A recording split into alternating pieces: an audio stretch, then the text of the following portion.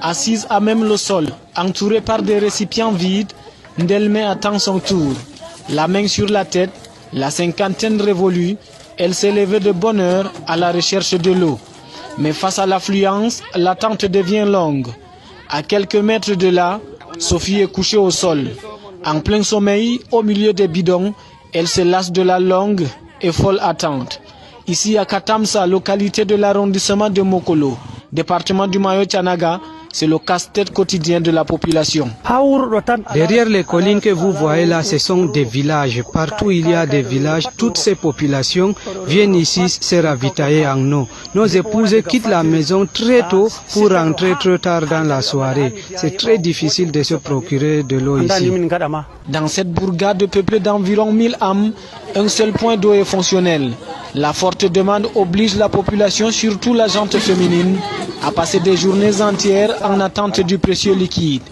Sous un soleil de plomb, femmes et enfants font le pied de grue. Il faut souvent l'intervention du chef du village pour organiser la quête de l'eau. Autre lieu, même attroupement, à Mohour, toujours dans l'arrondissement de Mokolo, non loin de Zamaï, des récipients tutoient le ciel. Ici, c'est un forage pour 2000 personnes. Une opportunité que n'ont pas eue les habitants de Mokyo. Ici, la population se rue vers les lits des maillots pour recueillir de l'eau.